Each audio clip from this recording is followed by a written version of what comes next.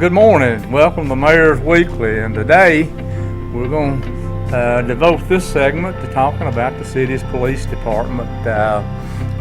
You've heard me talk about core operations of the city, and certainly police protection is a part of the core operation of the city. And joining me is our Assistant Police Chief, Paul Tucker. Paul, glad to have you with us. And Paul, we look at as I look across this city and the pieces that make up city government, and the police department is a large piece of it, and there's certainly nothing wrong with that.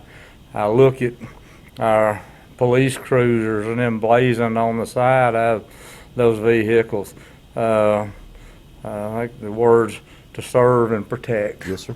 And I think we do a tremendous job of that. And I get feedback. You're always gonna get feedback if something's not quite right. But I get tremendous feedback on the great job that our police folks do. I know this past week, talking with a lady that had a theft at her house, and was a little distraught in how to go about it and hopefully reclaim the items that were taken from her property. And one of our detectives went there and visited with this lady and got an understanding, and I think maybe we've already been successful in getting her property. The property was taken and returned to her. I hear people say, well, that officer gave me a ticket, but he was really, really nice. And, that all ties into the culture that I strive for in this city, is to understand a culture of servanthood. We're not out there to slip up and ambush somebody or give them a ticket or whatever, but to provide a high measure of safety. People can feel safe living in our city, traveling in our city, and I'm convinced that we just do a top-notch job of that. If we weren't, I know I'd be hearing about that. So, I tip my hat to the leadership of the Jasper Police Department and the job they do. But just looking at the department, talking about core operations, Paul, takes quite a few people to run the department. Officers and support personnel, how many we have? Yes, sir. Well, first, thank you for inviting me to this. I appreciate that, and I appreciate the hearing the kind words about our police personnel. That's great to hear. Serve and protect, that's kind of what we focus on, and we want to treat people with respect as best we can, and that's good to hear that's going on. And I'm not surprised, it's just good to hear. But as far as staffing, we've got, I'm very proud of the personnel we have. We have a great foundation. Obviously, we need more. That's a struggle with the entire nation, in policing the entire nation. Our police department, we're slotted for 49 sworn officers. Right now we have 39? 49. 49, okay. 49, and right now we have 40. So we're definitely looking for more officers, more citizens that are willing to put on this badge and serve and protect our community. We have we're slotted for 9 jailers. We're short 3, and we're slotted for 7 dispatchers. We're short 1. But we're doing better in those areas than we are in our sworn officer positions. But we definitely could use more officers.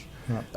And we appreciate what you and the council have been doing to help us in trying to attract more people and retain the people that we do have. And I see that we will get better at this in the future. I think the situation we have right now is not necessarily a problem totally with pay. It's more to do with the perception of policing right now in this nation. So hopefully that will improve, and when that improves, I'm sure our numbers will improve. So. Yeah. Well, Paul, one of the things that I find myself talking to groups on a fairly regular basis, and depending on what I've been asked to talk about, but how much territory do these folks have to cover? I can tell you, within the boundaries of the city limits of Jasper, there's 30 square miles. So some people from time to time, well, it took the officer a little while to get there. Well, you could have an officer, and I know we don't just ramble around, people are assigned territories and whatever, but the officer could be tied up and working maybe a wreck or whatever, or it could be several miles away from where they're called to. And yes, sir. And you're exactly right. We're 29 square miles or 30 square miles, and with a population of 14,300. And we only have, unfortunately, a handful of police officers on duty, on patrol, at a given time. And you're right. Our slow response is a lot of times due to the fact that they're answering other calls, and we try to triage those calls as best we can and get people to the most urgent call, and we just do the best job we can do. We also have the challenge of the city's growing. The geographical layout has changed over the years, where down near the Love's truck stop area, that has expanded quite a bit. 15 years ago, that wasn't an area that didn't have a whole lot of businesses in that area. Now it's expanded, so, and that's further away from downtown and the other areas of Jasper. So that's been a challenge to redirect how we patrol to keep coverage throughout the city, and the real challenge has been made even more difficult with the low numbers of officers we have. Paul, several years ago, long before I even had a thought about being in the political arena, and I don't remember the police chief at the time, but nobody knows this better than you, and I'm so thankful. Jasper is a huge retail draw, and we draw from Coleman, Fayette, Winston, Marion, even Lamar counties. And so we built a police department to do this town. I really think our population is probably 15,000 people. We built a police department to look after that sort of thing.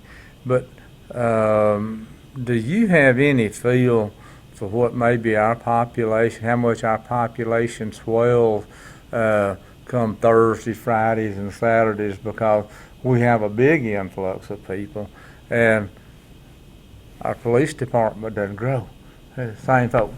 Yes, sir. Does the police department have any feel for that? But we know it grows significantly. We have some statistics from a few years ago from a traffic study that was completed that, our population increases doubled. It really doubles. That's the number that our population may as much as double, but we can't have a police department that's geared up for twice the population we have when it only happens a couple of days a week, and then you look. We just had the data on Foothills. 35,000 people come to this city, and but those people don't get here by foot. They come in vehicles, and we have accidents and all sorts of things, don't we, that our police force has to work. That's true, and it's the city is more congested during that period of time, and that's going to cause more accidents. But you're right, that those statistics showed that we usually average about 30,000 more vehicles in the city or we average 30,000 vehicles in the city during those period of times that you just mentioned. That is a challenge, but our officers do a really good job of meeting that challenge, and very proud of them.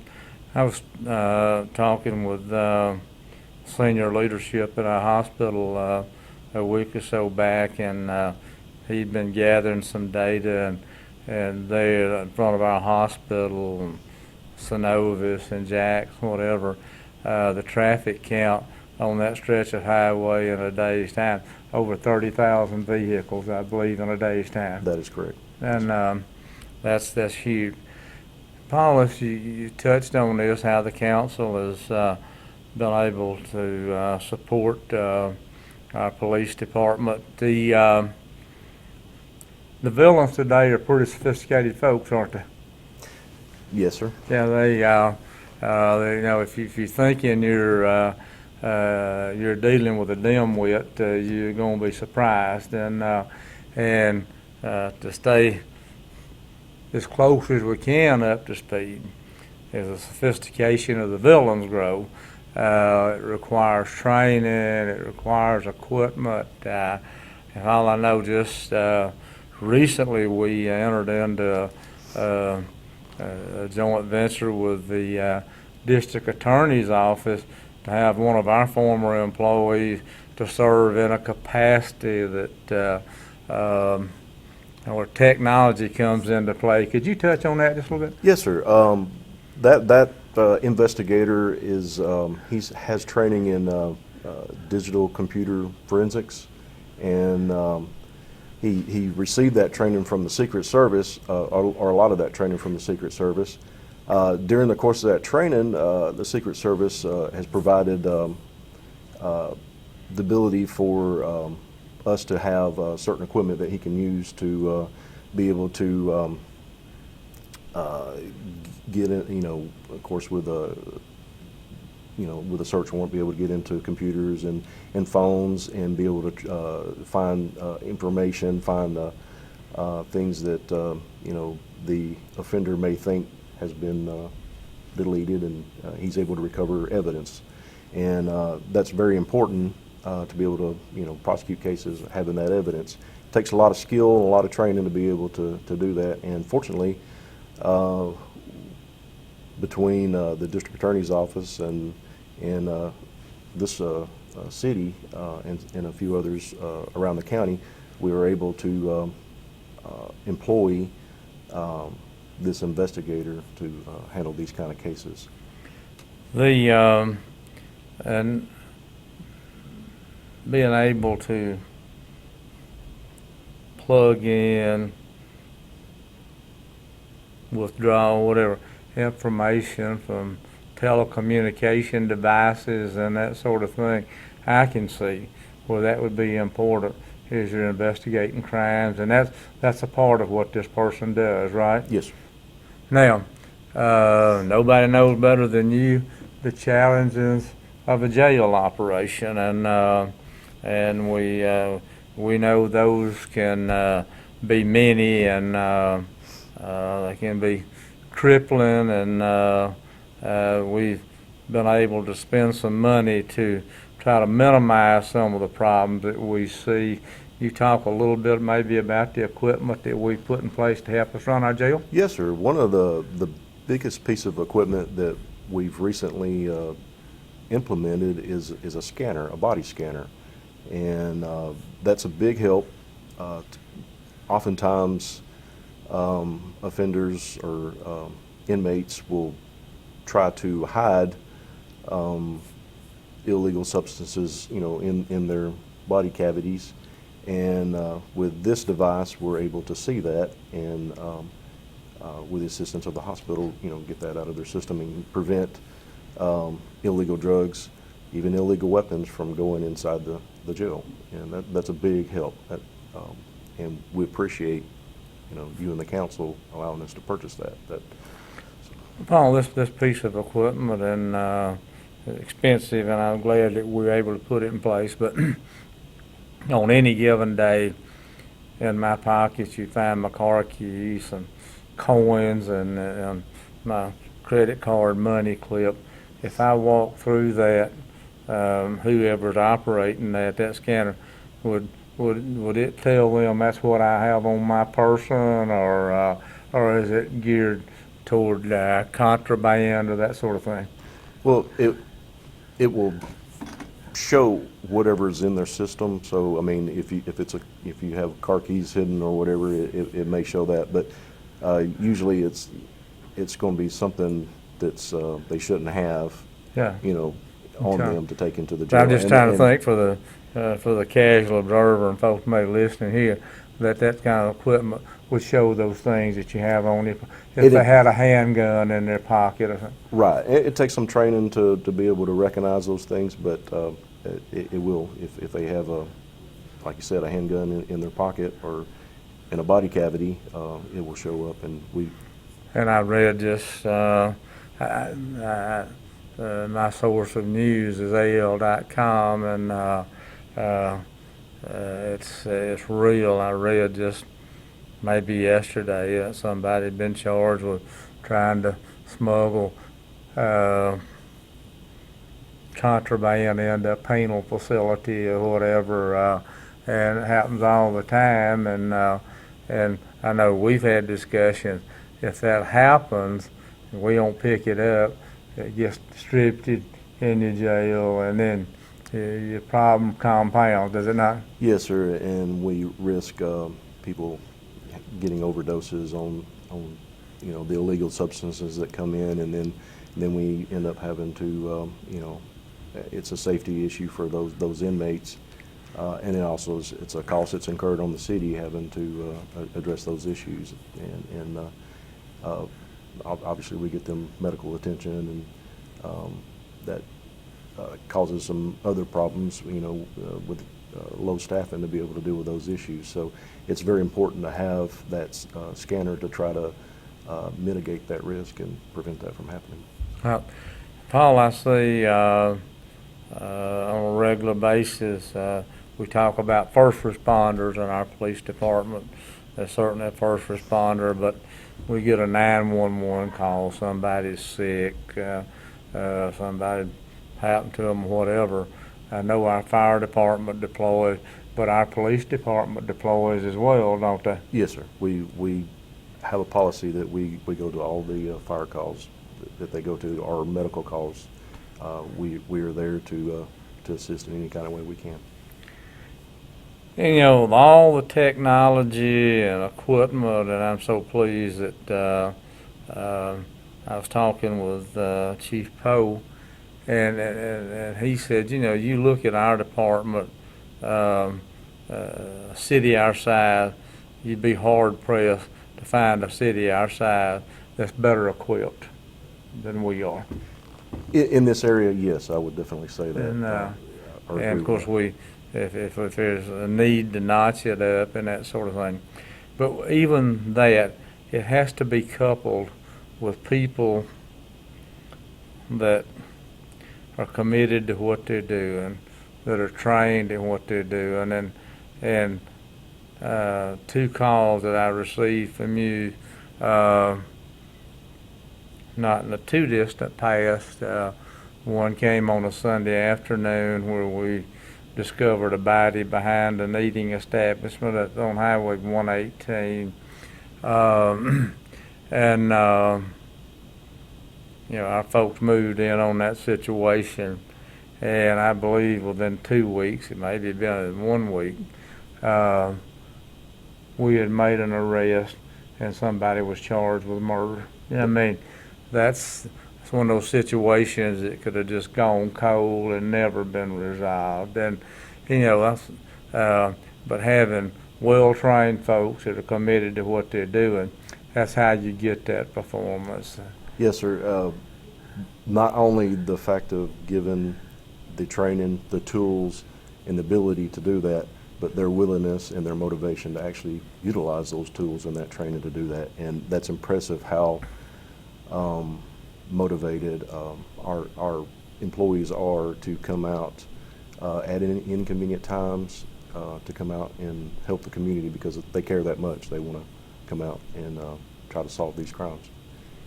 Second call I received, and I remember exactly what happened. It was the first Vikings football game this season at a retail establishment here on the east side of town. A lady and her husband had pulled into the retail establishment. Her husband had gone in to pick up some merchandise or whatever. I think left the car running maybe or whatever. A person jumps in the car, drives away with this lady. Well, she didn't know the person and what's going to happen. And Paul, I believe within a couple of hours, we had been able to apprehend the culprit in this deal, put them under arrest, have that lady return safely back with her husband, and again, good training, committed folks allowed to do those things. And something that's so important in my mind, when you do, word gets out, that we're on the ball.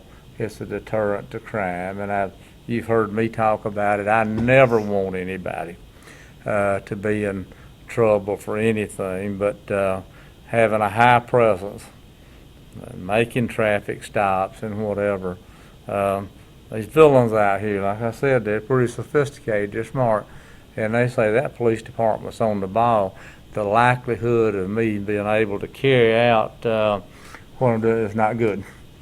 That's correct. And to go back to the stolen vehicle, that's a good example of several agencies working together within this county, to include the Sheriff's Department and Summerton Police Department, all helped in solving that case. And a lot of that would not have happened if we didn't have that kind of cooperation. And that's impressive how everybody in this county, all the law enforcement agencies in this county, will work together and to help the citizens out. Yeah. Well, Paul, I appreciate you joining me this morning and talking about the police department. If you have questions, you let us know, and we'll be busy about getting you a response. And if you ever have needs from our police department, they welcome your call. That's right. Thank you, Paul. Thank you, Mayor. Thank you.